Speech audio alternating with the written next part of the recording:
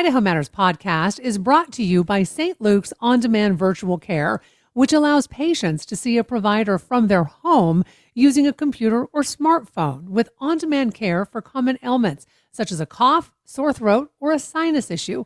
More information at stlukesonline.org.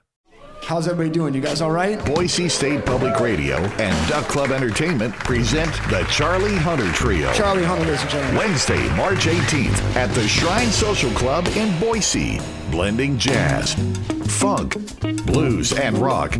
Hunter is a guitarist, producer, and bandleader who will present his unique finger-picking technique on custom hybrid guitars. Tickets are available now at theduckclub.com. From the studios of Boise State Public Radio, you're listening to Idaho Matters. I'm Gemma Gaudette. Despite the ups and downs of the weather, spring is coming, and that means it's time to start thinking about plants and pollinators. The Ada Soil and Water Conservation District is on a mission to help pollinators and help us save and create more green space in the Treasure Valley. And this year, they're focusing a lot of their attention on shrubs and bees. So let's check in with Jessica Harrell, the director of the Ada Soil and Water Conservation District. Jessica, welcome back. Thanks so much for having me, Gemma. So Jessica, this year for your Treasure Valley Pollinator Project, you're hoping that folks will grow more shrubs. So why shrubs? I mean, what's so special about them? We are looking at shrubs as a way to bring a different kind of biodiversity to the area. We have chosen a great variety of shrubs kind of native to our region.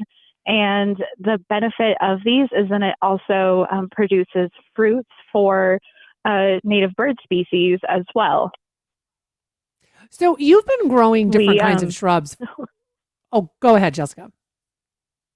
Oh, no, I was saying we had focused on forbs and flowering plants for so long that bringing this extra biodiversity in is great to have a different type of food available for the birds and the bees as well. And they also flower a lot earlier in the spring. Some of them do as well. So my understanding is that you've actually been growing different kinds of shrubs for the project. Things like chokecherry, red currant, gold currant. Can you describe some of these plants for us?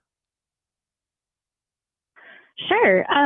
Both the golden currant and the red currant produce clusters of flowers that are really fabulous for smaller bee species. And then they also have a great food source for the birds. They provide the food for humans as well. That is the benefit of a lot of these plants, is they are also medicinal for humans, and then they are also medicinal they are food for all of our native species. And we have syringa as well, which is our state flower. And this wood rose that we are bringing in produces a wonderful rose tip that is, again, fabulous for food for birds throughout the winter.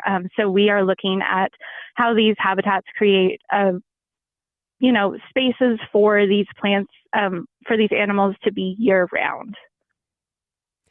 Do you still have some shrubs for sale? Can folks get these?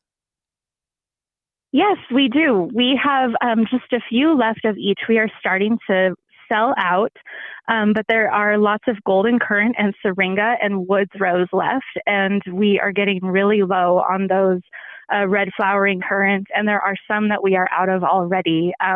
Like the chokecherry, we were unable to fulfill that order this year, but we do look forward to being able to bring it back next year too. We always do plan to continue this project because it is so wonderful to have affordable resources for our community to help build these habitats. So, Jessica, is it hard to get one of these shrubs and, transplant it into your yard? Because every time I think about doing something like that, I'm a little bit overwhelmed. We try to make it as easy as possible. The ordering is really simple online, and then we have our pickup dates in April just at the Ada County Extension office. So you'll just be able to come pick up your shrub, and they are a bare root plant. the size of them kind of varies just on the stock that they send us. But usually I've noticed that I need to dig a smaller hole. Sometimes they are a bit of a smaller bare root plant. And I found it pretty easy to get a bunch of them installed. We do order the plant size to be a bit smaller. That way it can really establish in the area that you plant it really well. And you are still doing your WaterWise workshops on Wednesdays. So for folks who aren't familiar, what are they and what's coming up? So WaterWise workshops are a partnership that we have with the City of Boise, the Boise Watershed Center, and Veolia, and they are a fantastic way for people to learn how to manage this fantastic but scarce water resource that we have in the Treasure Valley. So people can learn about how to create great compost, which then helps with water storing capacity in your soil. We had classes earlier in the year about landscape design and rain barrels. And we also have a great class about how to really look at conservation in your backyard and how you can actually make a difference just within the space that you have. And you also have a pollinator conservation workshop coming up. And my understanding is that you're partnering with the City of Boise for some of these. So tell us what the pollinator posse is and what these conservation workshops are. Sure. The pollinator posse is a volunteer opportunity with the City of Boise. We are looking to partner with them this year to promote a lot of the events that they have, since the City of Boise has such great pollinator spaces that are a fantastic backdrop for people to go learn more about native plants, how to manage them, and to see the impact that they have, see all of the pollinators that depend on these spaces. So the pollinator posse is an opportunity for people to volunteer to help the city manage those spaces. And they meet early in the morning in the spring, summer, and fall just to help prune, weed, manage the shrubs, and just care for the space. And then there's also opportunities to count pollinators as well.